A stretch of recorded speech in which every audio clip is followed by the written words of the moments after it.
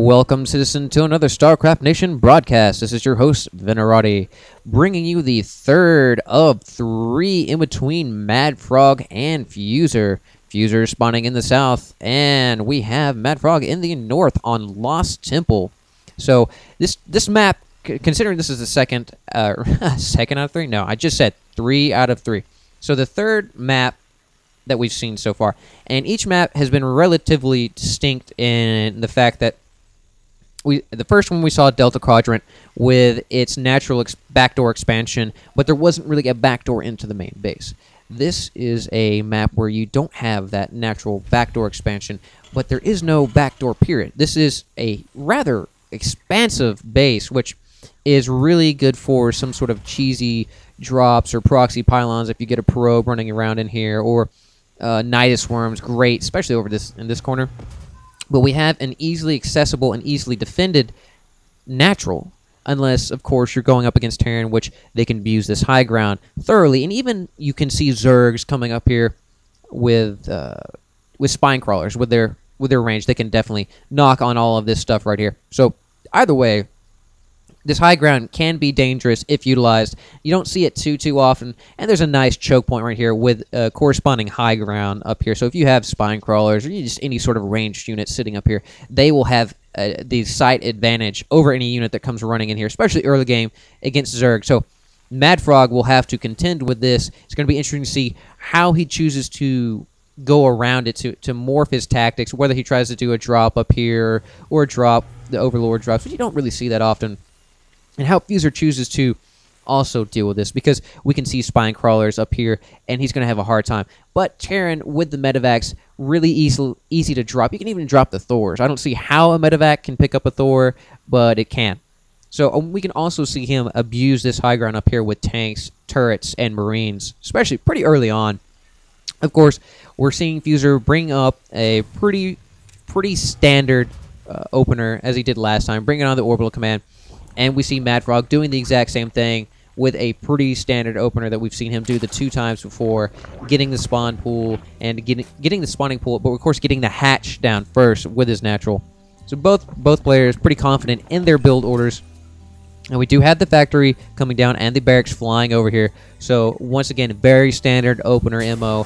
Are we going to actually see them change anything at all? Not really sure. Fuzer doesn't really have much to worry about, I don't think, especially since he's done a lot of good scouting in this. Let's go and see what he can see.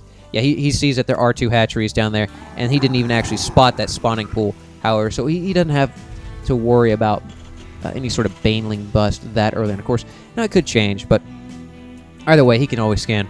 So we do see MaDFroG coming over here and shifting some of his drones over to this mineral line, and they will be harvesting away, chewing at those minerals, and gleefully running over here and depositing inside the hatchery. And we do have the spine crawler coming down. So interesting here that you can, especially going up against melee units, seeing as Terran has no melee units, this might not apply, but building a nice little wall right here to span this area to keep any units from rushing in here. So it would be good against Hellions. Hellions, I believe, are the closest thing that Terran has to a melee unit, so it can't run up here in the main and shoot its fiery goodness all over these drones and giving them a flame bath. So this queen, of course, standing right here, waiting for any such Hellion harass. Of course, we have seen Fuzer do Hellion harass twice so far. Of course, this time he is switching it up a little bit and building a starport here. So we do see a 1-1-1 build from Fuzer. Like I said before, switching it up, choosing not to get the Hellions, no harass, and I'm not really sure whether MaDFroG is going to be seeing this with this Overlord. This Overlord is going to be skirting around back in here. Great use of this Overlord too. Not really just not ballsing it through here, just doing a mad rush and allowing these Marines to get sight of it and shoot it down, because those Marines will easily be able to shoot it down early on in the game because it has no speed upgrade at this point. These guys are woefully slow and woefully inadequate when it comes to running away and trying to save themselves. So, of course, right now, let's go ahead and take a gander at the income tab. Neck and neck here. We do have MaDFroG 2 harvesters ahead, even though, of course, we see the mules once again for the Terran player being utilized, basically stemming their economy. And we have an SCV running over here and building a factory way over here in the corner, so not really sure why he built it over here. Maybe just to give him the vision so that no pesky Nidus worms would show up and try to rain on his parade.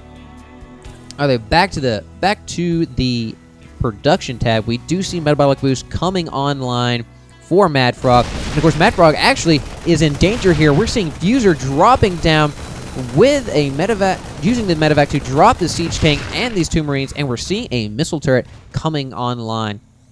Of course, we also, in response, MaDFroG is bringing a Mutalisk Spire.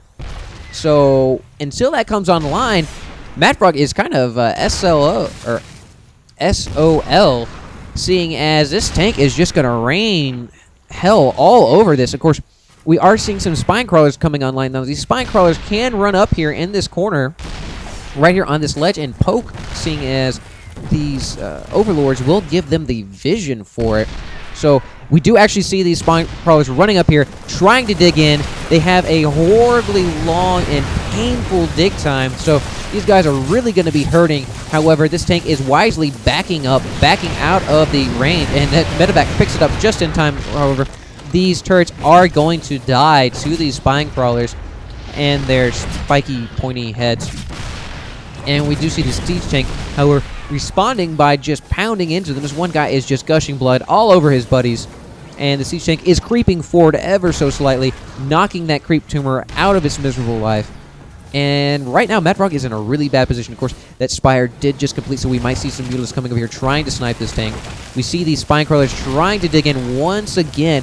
This siege tank is backing out just in time as those spine crawlers try to tap it on the shoulder. Of course, dropping down once again out of range. And that Marine totally just got splatted by that guy.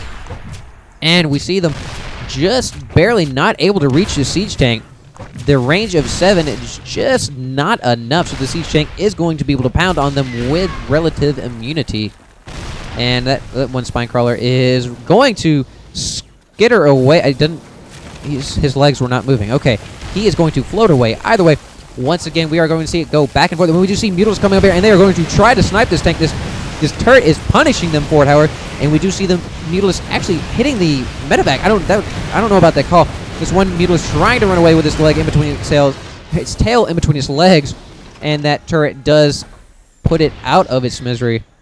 So these units are stuck here, and I just want to note right here, these Zerglings are running in here and are going to be able to kill these mules, so these mules are going to be able, or not going to be able to do anything for Fuzer. This one mule trying to run for its little life, of course, dies in the corner. Now this Thor is going to be able to punish these Zerglings for running up here. And this, of course, is more than walled up. Those Zerglings are not going to be able to do anything. And these Mutalisks do run up here, and they are able to snipe the tank. So that threat has been neutralized by MaDFroG. So these Mutalisks are pissed off and looking for revenge. Now that MaDFroG has secured his natural, Fuzer is now on his heels, really not in a good position here. This one Thor really isn't going to be able to do enough. Of course, he is trying to bring another Thor online, but I do believe he's actually supply locked.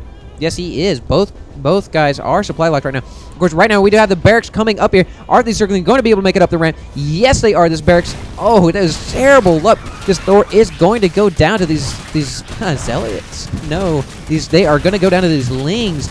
Those lings are pissed off, and all of these SCVs are just hanging out with nothing to do, running over here, trying desperately to heal this Thor. This Thor is not going to be enough to knock down all of these Mutalisks.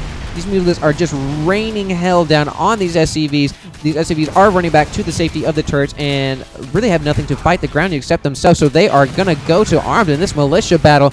Their drills against those claws. These SCVs will be enough to kill off all those Zerglings, but there are not going to be many SCVs left over for Fuzer. Fuzer really just in a bad position, in a really bad way right now. All of these SCVs really not feeling so hot. We have one Thor almost complete here, another on the way. These Mutalisks are over here just pounding this orbital command. This orbital command, I do not believe is actually going to make it. We do see some SCVs running over here, desperately trying. Will they be able to reach up there, and will they be able to heal? All these glaives bouncing off the orbital command and just running into these SCVs. These SCVs will go down. The orbital command looks like it will be able to make it. Yes, barely able to survive. Oh, no, and it does go down. Wow. Bounce back and forth. Of course, we have two Thors up, but there are just too many Mutalisks, too many Zerglings, and Fuzer taps out. So that was a pretty quick game, considering what we've seen in the past two games. And we saw Fuzer really, once again, not able to establish dominance on the field. But although he did a great job of just pounding the crap out of this natural, he wasn't able to back that use of the high ground up with any units. I really believe he didn't take advantage of that situation and allowed MaDFroG enough time to sit there and respond to it in a really big way. So Fuzer, I believe, had the game early on. He really could have persecuted his advantage a lot quicker, but MaDFroG doing a really good job of adapting to the situation, rolling back to the one base, and even expanding over here just in case he had to, wage a longer war.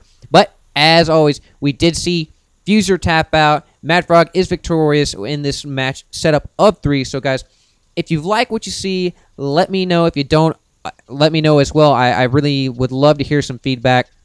Hope you guys like the top tier action. I see a lot more views on the top tier action, so I'm just going to stick with that for a while. And hey, if you like what you see, you can always become a citizen by subscribing.